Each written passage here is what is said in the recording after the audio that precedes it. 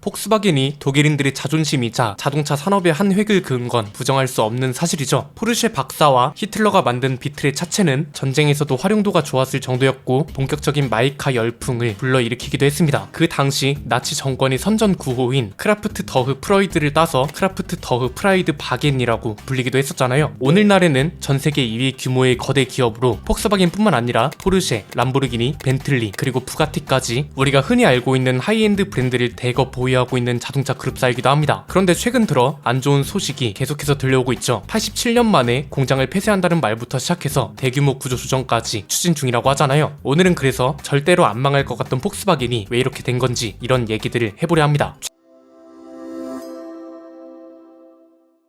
최근 들어서 계속 이런 소식이 쏟아지고 있습니다. 그런데 일단 바로 잡아야 할 건 아직 공장을 폐쇄하고 구조조정이 실행된 건 아니고요. 추진 중이라고 하죠. 다만 아마 거의 높은 확률로 공장 폐쇄는 지켜봐야겠지만 대규모 구조조정은 불가피하지 않을까 싶습니다. 지금 이게 뭐 어느 언론사에서 단독 취재한 내용 같은 게 나온 게 아니고 올리버 블룸의 폭스바겐 최고 그룹 경영자가 직접 얘기해서 파장이 큰 상태죠. 최근 노사협의회에서 자동차 산업이 몹시 어렵고 심각한 상황에 있다면서 이런 계획을 발표한 건데요. 이 발표에 따르면 폭스바겐 그룹 경영진이 검토하고 있는 건 완성차 공장과 부품 공장을 한 곳씩 폐쇄하는 방안입니다. 독일에만 6곳의 공장을 두고 있기 때문에 보통 큰일이 아닌 거죠. 폭스바겐 산하에 있는 아우디도 지난 7월에 Q8 e-tron 생산을 중단하겠다고 했고요. 이 차를 생산하는 벨기에 브뤼셀 공장을 폐쇄하는 방안을 검토 중이라고 밝힌 적도 있습니다. 1939년 폭스바겐 설립 이래로 독일 내에 있는 공장 문을 닫은 적은 없어서 만약 그렇게 된다면 파장이 꽤 클 걸로 보입니다. 공장 문을 닫게 되면 여기에서 일하던 노동자들도 대부분 실직자가 되는 거라서 현지 노조에서도 강하게 반발하고 있고요. 독일 최대 산별 노조인 금속산업노조는 폭스바겐의 근간을 뒤흔드는 무책임한 계획이라고 비판하기도 했습니다. 최고 경영자 피셜로 나온 발언들이라 단순하게 바라볼 만한 사안은 아닌데 여기서 중요한 건 왜 전세계 2위 규모의 폭스바겐 그룹이 이 지경까지 됐냐는 거죠. 이유는 간단합니다. 크게 세 가지인데요. 첫 번째는 중국의 영향을 무시할 수 없다는 겁니다. 이게 가장 큰 이유이면서 오늘 영상의 내용을 관통하니까 유심히 봐주시면 좋을 것 같고요. 일단 판매량 데이터를 좀 볼 필요가 있습니다. 폭스바겐한테는 유럽 판매량도 중요하고 중국 판매량도 중요하거든요. 우선 유럽은 중국계 브랜드 친환경차의 판매량이 너무 많아진 상황입니다. 작년에 유럽에서 팔린 중국계 브랜드 전기차 판매량은 26만 6,151대로 이건 전년 대비 20.7%가 늘어난 거라고 하고요. 전세계 기준으로 봐도 폭스바겐이 상당히 밀리고 있는 걸 알 수 있죠. 이게 중국 내수 포함 판매량이긴 한데 폭스바겐한테는 중국 내수 판매량도 중요하기 때문에 보여드리는 겁니다. 왜냐면 실제로 올해 상반기 기준으로 폭스바겐한테는 서유럽 다음으로 큰 게 중국 시장이기도 하고 원래 중국 내에서도 이렇다 할 자국 브랜드가 없을 때는 폭스바겐이 거의 중국의 국민차로 통했거든요. 그런데 중국의 자국 브랜드, 대표적으로 비아디 같은 브랜드들이 생기면서 중국 사람들은 당연히 어디로 옮겨간다? 자국민들은 원래 자국 브랜드를 많이 이용하는 특성이 있는데 여기에 중국은 특히나 더욱 그렇기 때문에 폭스바겐도 그 영향을 받은 거라고 볼 수 있습니다. 두 번째는 이게 이제 내연기관차 시장에서도 주춤하고 전기차 시장에서도 주춤하게 된 계기가 됐다고도 볼 수 있습니다. 일종의 판단 미스 내지는 운이 안 따라줬다고도 볼 수 있는데 저는 전자에 좀 더 무게가 실리긴 합니다. 폭스바겐이면 그래도 전 세계에서 가장 똑똑한 사람들이 시장 파악을 했을 텐데 전기차 시장에서 중국이 급성장하고 그에 따라 직격탄을 받을 거라는 걸 예측하지 못했을까 하는 거죠. 기술력을 떠나서 중국이라는 나라의 국민적 특성이나 정치적 상황만 이해해도 중국인들은 이렇다 할 자국 브랜드가 생긴다면 엄청 빠르게 자국 브랜드로 이동할 거라는 걸 충분히 예측할 수 있었을 텐데 어쨌든 결론적으로 폭스바겐 ID 시리즈가 예상보다 그리 두드러지지 못하게 된 거죠. 판매량이라도 대박이 났으면 전 세계 전기차 시장에서 또 한 번 획을 긋는다면서 굉장히 많은 잠재 고객들이 주목을 했을 거고 판매량은 아니더라도 올해의 전기차 수상이라던가 여러가지 주목받을 만한 이벤트라도 있었으면 모르겠지만 딱히 그런 것도 없었습니다. 오히려 현대기아차가 그런 면에선 많이 두드러졌죠. ID 시리즈는 폭스바겐이 사활을 걸고 만든 전기차 브랜드잖아요. 그럼 여기서 두 가지를 생각할 수 있다는 겁니다. 하나는 내연기관차를 열심히 개발할 시간에 전기차에 더 투자하고 집중했다는 소리가 될 수 있다는 거죠. 이게 결국 내연기관차 경쟁력을 감소시켰다고 해석할 수 있는 거고 또 다른 하나는 어떻게 전기차를 만들긴 했는데 정작 폭스바겐한테 중요한 중국 시장에서 경쟁력이 두드러지지 못했고 결국 가격을 저렴하게 팔 수밖에 없는 상황이 놓였잖아요. 실제로 엄청난 할인으로 우리나라에서도 이슈가 됐었는데 이 소리는 결국 전기차를 팔아도 돈이 안 됐다는 거고 그에 따라 개발 자금이 여유롭지 못하게 되면서 내연기관차와 전기차 모두 발전 속도가 느려지게 된 계기가 됐다고도 볼 수 있는 겁니다. 이게 경쟁력이 밀리게 된 원인이 되는 거죠. 여기에 또 중국 기업하고 손잡은 게 생각보다 잘 안 됐다는 것도 있죠. 작년 8월에 중국의 차오 샤오펑, 여기가 이제 2014년에 설립됐고 알리바바가 적극 투자하는 회사인데 작년 7월에 폭스바겐이 샤오펑하고 협력한다는 소식이 나왔죠. 이 당시 두 회사가 공동 개발해서 중국 시장 전용 폭스바겐 전기차를 개발해서 출시한다는 계획도 있었고, 폭스바겐이 샤오펑에 투자한 게 9,300억 정도로 회사 지분도 4.99%를 보유하고 있는 걸로 알려졌거든요. 그런데 샤오펑 판매량이 예상보다 많이 안 나오고 있는 거죠. 이것만 보면 폭스바겐이 갑의 입장에만 있는 것 같은데 마냥 그런 것도 아닙니다. 왜 이렇게 이야기하는 건지는 뒤에서 자세히 살펴보도록 하고요. 세 번째는 결론적으로 폭스바겐이 밀려나기 시작한 건 상품성 문제에도 크다는 겁니다. 이게 좀 중요한 게 비슷한 일을 겪은 다른 자동차 제조사들도 역사적으로 따져보면 죄다 상품성이 가장 큰 문제였습니다. 폭스바겐이 상황을 먼저 이해할 필요가 있는 게 얘네가 만년 1, 2등을 다투던 회사가 아니잖아요. DJ 게이트 사태가 2015년에 터졌습니다. 아직 10년이 안 됐고요. 이 당시 폭스바겐뿐만 아니라 아우디와 포르쉐까지 그 여파를 맞았단 말이죠. 그래서 우리나라에서는 한창 잘 나가다가 전 시장이 문을 닫는 건 기본이고 판매 중단까지 되었고, 시간이 흘러서 하나씩 판매를 재개하면서 지금에 이르게 된 겁니다. 한창 잘 나갈 당시, 그러니까 아우디가 프로모션이 원조라고 불리던 그 시절과 비교하면 상황이 전혀 달랐다는 거죠. 이건 우리나라뿐만이 아니라 전 세계적으로 마찬가지고요. 10년도 안 되는 시간이었고 그동안 안정화된 상태가 아니라 안정화를 이뤄가는 단계였고, 그렇기 때문에 이 안정화 단계만 해도 얼마나 많은 돈을 태웠겠냐 이거죠. 마케팅 비용만 해도 상당했을 겁니다. 전 세계적인 사태였기 때문에 이걸 다시 지우고 일어서는 게 보통 쉬운 일은 아니니까요. 그 와중에 전기차라는 완전히 새로운 분야에 발을 담그게 됐고, 여기에 중국 브랜드가 생겨나면서 점유율은 예상보다 많이 나오지도 않으면서 경영 위기로 이어졌다고 볼 수 있는 거죠. 그럼 폭스바겐은 이대로 망해서 없어질까요? 사실 그럴 가능성은 낮습니다. 아예 망할 일은 거의 없고요. 대신 회사의 구조 자체가 많이 바뀔 가능성은 큽니다. 역사적으로 글로벌 자동차 기업들의 대규모 구조 조정은 꽤 많았습니다. GM은 2008년 금융위기가 터졌을 때 재정난이 심각해지면서 2009년에 파산 보호 신청을 했고요. 미국 정부로부터 500억 달러 정도 되는 구제 금융을 받고, 이것 때문에 돈이 안 되는 브랜드를 철수하거나 정리하는 등 대대적인 변화가 있었습니다. 폰티악이나 허머 같은 브랜드가 대표적이죠. 그 이후에 파산을 면하는 건 성공했지만 일자리는 수천 개, 공장도 꽤 여러 곳이 문을 닫게 됐고요. 포드는 2006년부터 더 웨이 포워드라는 이름으로 대규모 구조 조정 계획을 발표했죠. 1위였던 포드가 점점 하락하면서 공장은 21개, 직원은 약 3만 명을 감축한다는 목표가 포함된 계획이었고요. 2010년까지 이어진 이 전략 덕분에 회사가 없어지는 건 막았지만 이 과정에서 대대적인 구조 조정은 필수였습니다. 푸조 시트로엔이 있는 PSA 그룹은 조금 다릅니다. 2012년부터 2014년 사이에 심각한 경영난을 겪었는데, 이 당시 프랑스 내에 있는 공장 하나를 폐쇄하고 8,000명 정도 되는 직원을 줄였죠. 프랑스 정부가 최대 주주로 개입해서 구조 조정을 도왔고, 중국의 둥펑 자동차와 협력을 맺으면서 추가 자본을 확보했고요. 닛산은 비교적 최근인 2020년에 재정난으로 전 세계 15,000명 이상의 직원을 감원하고 공장도 폐쇄한다는 구조 조정 계획을 밝혔습니다. 비슷한 시기에 우리나라에서는 일본 불매 운동이 터지면서 아예 판매량 철수를 하기도 했고요. 이 브랜드들의 공통점을 보면 딱 재정 위기가 생겼을 당시의 브랜드 경쟁력이 그리 좋지 않았다는 것, 여기에 또 다른 글로벌 기업들이 치고 올라오면서 자리를 위협했다는 점이잖아요. 여기에 이 위기를 극복하는 방법으로는 대대적인 구조 조정은 물론이고 공장 폐쇄를 강행한 브랜드도 있습니다. 폭스바겐도 지금 비슷한 수순으로 가고 있다는 겁니다. 우선 지금 독일 정부가 수혈에 나서긴 했죠. 우리나라로 치면 현대기아차가 이런 위기에 놓여 있는 거나 마찬가지이기 때문에 독일 정부가 나서는 건 당연하죠. 독일 정부는 어떤 입장을 발표했냐, 전기차 보조금을 일부 되살린다고 합니다. 세금을 개선해서 전기차 시장을 활성화하고 이 반사 이익을 통해 폭스바겐의 전기차 판매량이 늘어나길 기대하는 거죠. 일단 비상대책 차원에서 일부만 내용이 나왔는데, 앞으로 전기차에 대한 특별 감가상각 공제 혜택을 받고 기업용 전기차에 대한 세금 혜택도 확대할 예정이라고 합니다. 세액 공제는 올해 7월부터 2028년 12월까지 사들인 차들에 적용된다고 하면 공제되는 비용은 전기차 구매 비용의 최대 40%라고 합니다. 원래는 독일 정부가 작년 11월 헌법재판소에 예산안 위원 결정으로 긴축 재정이 불가피해졌거든요. 당장 돈을 아끼고 허리띠를 졸라 매야 하는 상황이었기 때문에 전기차 보조금부터 폐지하기로 했던 거죠. 그런데 폭스바겐이 독일 정부에 벌어다주는 돈이 얼마나 많겠어요? 외화를 벌어들일 뿐만 아니라 독일에 있는 공장 노동자들, 그리고 부품 공장 같은 협력 업체와 여기서 일하는 노동자들이 내는 세금이 얼마나 많겠냐 이겁니다. 수지 타산을 따져봤을 때 독일 정부 입장에선 당연히 공장 폐쇄를 안 하는 게 좋다고 판단하고 수혈을 하기 시작했다고 보시면 되고요. 수혈을 마친 이후에는 어떻게 될 것 같냐? 저는 개인적으로 중국 기업과 손잡고 볼보나 벤츠처럼 될 가능성도 있다고 조심스럽게 전망하겠습니다. 푸조 시트로엔과 구조적으로는 비슷할 수 있다는 건데 이유는 간단합니다. 앞에서 폭스바겐하고 샤오펑이 손을 잡았다고 했잖아요. 그런데 단순히 폭스바겐이 샤오펑에만 투자하는 게 아니라 역으로 샤오펑이 유럽 시장을 이용할 거란 소식도 있더라고요. 유럽 연합 내에 제조공장 부지를 고르는 중이고 대규모 데이터 센터도 건립할 거라는 소식이 올해 8월 말쯤 보도가 됐습니다. 샤오펑이 폭스바겐이 덕을 보고 있는 건 사실입니다. 왜냐면 얘네가 발표한 자료를 보니까 폭스바겐 폭스바겐 덕에 공급망 관리가 잘 된다고 하더라고요. 그래서 2분기 총 이윤이 전년 같은 기간에는 마이너스 3.9%였는데 올해는 14%로 뛰어 올랐다고 하거든요. 여기에 두 회사가 같이 새로운 전기차 아키텍처도 개발 중이라고 하고, 샤오펑은 또 알리바바가 적극 투자를 하고 있는 기업이잖아요. 잘 나가던 글로벌 브랜드들이 자금난에 시달리면서 중국 자본에 의존하게 된 역사가 많기 때문에 폭스바겐도 지금까지의 행보를 보면 비슷하게 전개될 가능성이 있지 않을까 싶습니다. 오늘 내용은 여기까지입니다. 내용이 유익하셨다면 구독과 좋아요, 알림 설정 부탁드립니다. 지금까지 저는 안피디였습니다. 감사합니다.